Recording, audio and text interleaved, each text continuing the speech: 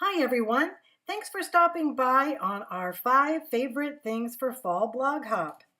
In Ohio, we have long gray winters, hot steamy summers, virtually no spring, so fall is my favorite time of year.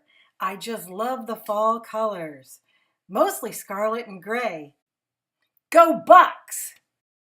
Just let me get rid of these leaves here real quick, sorry. The first one I want to talk about is the new Starry Night Brush Stroke Bold background stamp from Hero Arts. It's the red rubber, which really is the best way to go when it makes the best impressions. And I love them, and I like that there's a little pattern on the back so you can tell where you are. You'll never ever have a better stamp than a red rubber stamp, that's for sure. And here are some of the examples I made using different kinds of embossing inks. I think this one's my favorite. It's the pale glitter embossing powder. I will have all of the products linked below and at my blog for you to check out. And then we've got blue with, this paper had some texture to it and it didn't take it as well, but it's still pretty. And I can cover over those with other things. And I love this embossing powder. And this is the look you get if you want it to be burnt.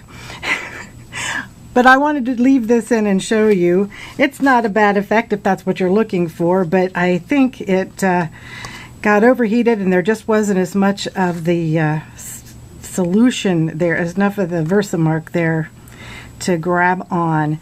But isn't that iridescent pretty?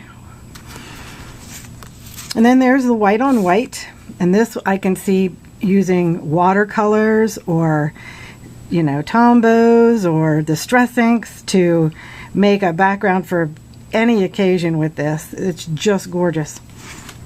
And there's the final one on purple paper with the regular gold powder. Next we have another Hero Arts product, and it is the spiderweb stencil. And I like this because you get a lot of use out of it. You can do the whole thing, or you can cut out just this part and use it as a background, or you can cut out this part and use this as a picture frame. So it's really useful. So I put it on some black cardstock. I taped it down and I put the orange Distress Oxide ink, which I'll have the color listed below, and it kind of came out a strange color, but it's really a cool effect, and I misted it with water. So I love this, and I plan to do a lot more with it. The next one I have is Pretty Pumpkins by Sunny Studios. This is realistic. It is really easy to line up. All of them are labeled, you know, number 1, A, B, C, D. You really can't make a mistake with this, and it is super realistic. They have the holiday style stamp set with Christmas ornaments that's gorgeous as well, and the bell is just so realistic. Here's an example of a card I made using this set. I added a little Wink of Stella, and it just, I thought, turned out gorgeous. And then I have another Hero Arts one. I guess I was kind of binging on them this fall. This is the Color Layering Grateful Leaves set. And I can see doing, you know, embossing and using different embossing powders on them, and mixing the embossing, the fall color embossing inks. And there you've got your background, and then you have the veins to outline it. I can see heat embossing this with clear ink or white ink and going to town with the watercolors as well. And it's just a nice, really versatile set. And I just put together a quick background. And these are just distress inks.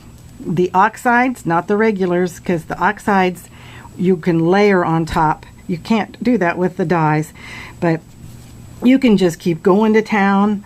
I just decided to stop there because I really didn't have a brown, so I decided to stop. But this is a really neat, versatile set that I'm going to play with a lot. And lastly, oh, here are the inks I used.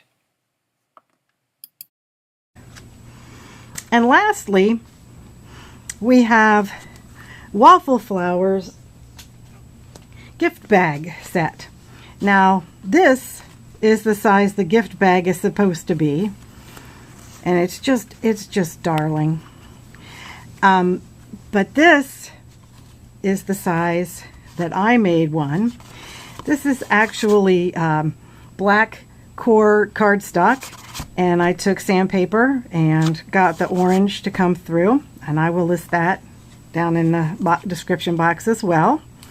But all you have to do is to change the size is just change the sizes of paper, and then when you cut it out on your Sizzix, you'll leave the part that you're trying to extend off the edge of the platform. I'm going to have a whole video on how to make bigger boxes and change the size of the boxes to get more use out of this die on Friday the 13th.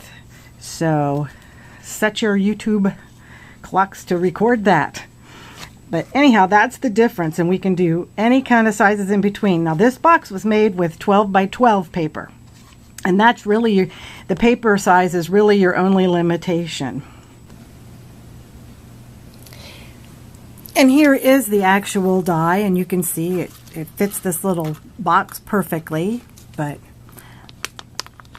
I just wanted to let you know there are also different handles, or you can do a slit bag, handle. It also has a little circle there to tie if you wanted to put string through, make a bow.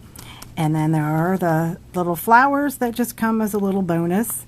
And when it cuts out, the main one cuts out just this size, and it has all the places to fold.